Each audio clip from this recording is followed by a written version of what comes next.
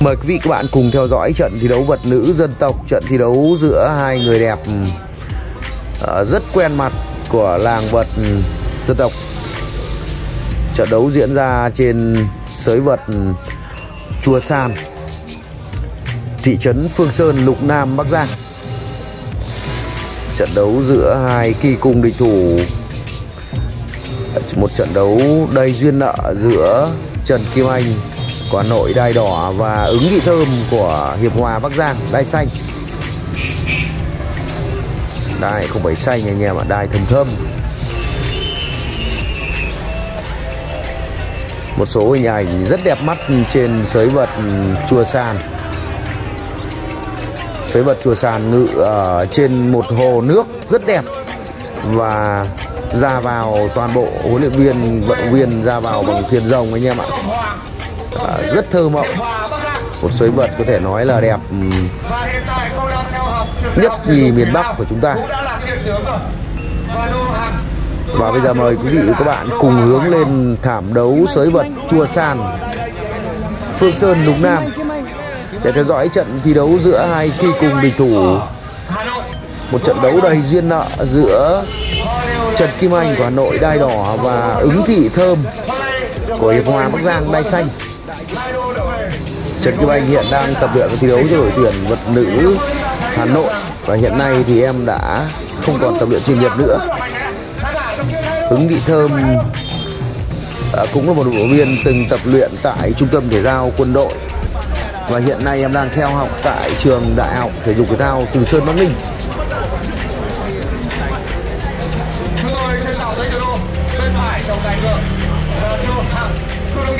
Chúng ta có thể thấy được là khán giả đến với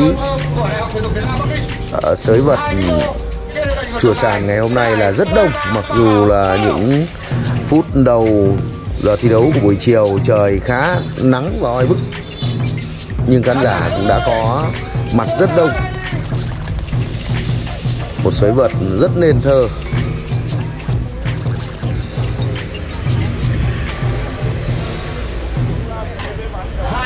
Các trọng tài đang làm các thủ tục cần thiết để trận đấu được diễn ra. Trận đấu bắt đầu. Đây là một trận đấu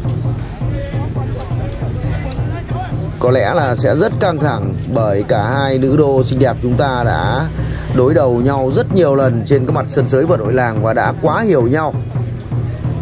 Xét mặt thể hình thể lực thì Ứng Thị Thơm có thể hình thể lực tốt hơn. Một miếng quấn qua vai khá hay của Kim Anh, một đòn cuốn quật ngoài sới rồi. Có lẽ chu vi của sới vật Chùa Sàn cũng chưa đủ đáp ứng đúng như tiêu chuẩn quy định của Liên đoàn Vật Việt Nam sửa đổi và ban hành 2021 là chu vi đường kính vòng rôn có đường kính là 9 m. Có lẽ đường kính này chỉ đạt khoảng 7 m thôi, theo như quan sát của chúng tôi. Mặt thảm là rất đẹp.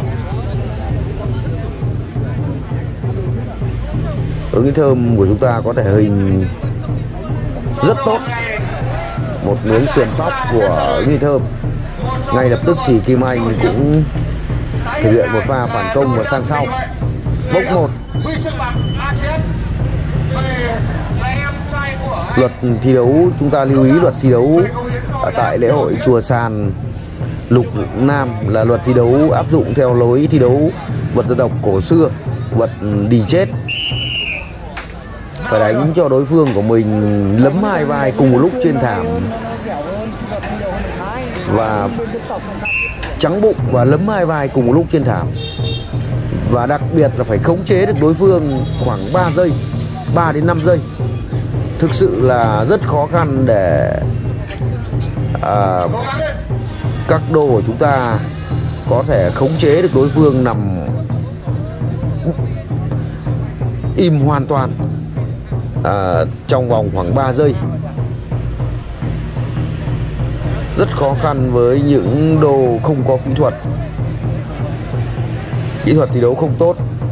Vừa rồi là một đòn tỉ đè khôn ngoan và kinh nghiệm của Ứng Thị Thơm. Xét về mặt kỹ thuật thì thi đấu, năng lực thi đấu thì cả hai đô của chúng ta có năng lực thi đấu là ngang ngửa. Ứng Thị Thơm của Bắc Giang thi đấu kỹ thuật lì lợm, một miếng cuốn của Ứng Thị Thơm ngoài sới rồi. Hai đô tiếp tục thi đấu ở khu vực giữa thảm. Ứng Thị Thơm thi đấu rất kỹ thuật và đặc biệt là rất lì lợm, khôn ngoan, chờ đợi sơ hở của đối phương để tấn công. Còn Trần Kim Anh của chúng ta cũng thi đấu rất kỹ thuật và đặc biệt là kỹ thuật rất sắc sảo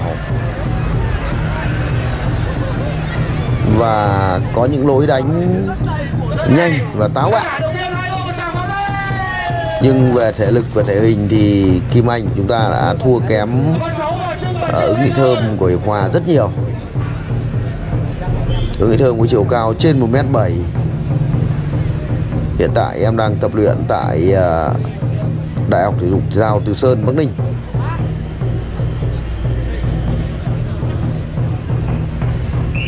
Kim Anh thì đã nghỉ tập luyện chuyên nghiệp rồi. Em đã làm nghề tự do và với tình yêu mến với bộ môn võ vật của chúng ta thì em đã quay lại sàn đấu vật dân tộc, các lễ hội làng, một miếng gồng rất hay.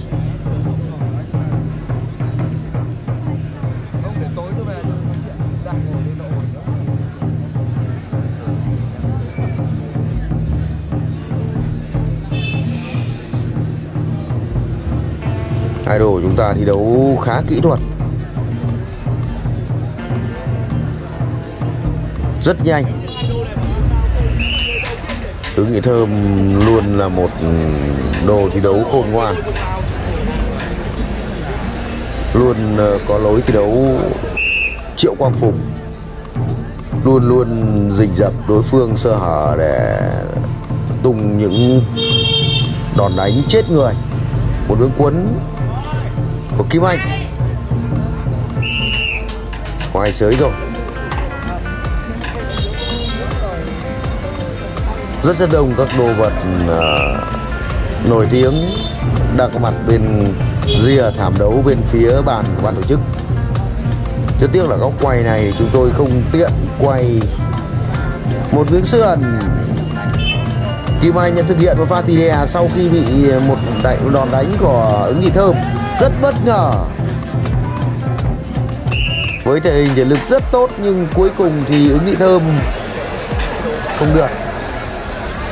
Có lẽ chân của Kim Anh đã ra ngoài sới rồi. Một trong các bộ phận của hai đô ra ngoài sới thì được tính là bên ngoài, ở tư thế bắt bò như thế này, tư thế nằm bò bắt bò như thế này.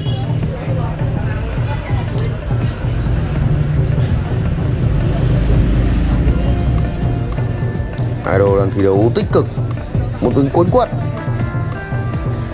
rất khôn ngoan, liên tục là những đòn solo. Như vậy Kim Anh bất ngờ Kim Anh đã thực hiện một pha tì đè và khống chế tay. Trọng tài đã vỗ tay xuống thảm rồi. Chúng ta cùng xem lại pha làm chậm này, màn solo rất hay của Kim Anh. Và rất bất ngờ là hot girl Kim Anh, Trần Kim Anh của Hà Nội đã giành thắng lợi trận đấu này. Rất bất ngờ. Mặc dù trận đấu giữa kẻ 8 lạng người 1 ký, một trận đấu rất quen mặt quen lòng. Như vậy là nữ đô Trần Kim Anh của Hà Nội đai đỏ đã giành thắng lợi trước Ứng Thị Thơm của Bắc Giang ở trận thi đấu này. Xin chúc mừng hot girl Trần Kim Anh. Cảm ơn quý vị các bạn đã chú ý theo dõi video của 24 giờ Sport. Nếu thấy hay hữu ích, quý vị các bạn hãy chia sẻ để mọi người cùng được xem. Và đừng quên đăng ký kênh để đồng hành cùng 24 giờ Sport. Xin chân thành cảm ơn.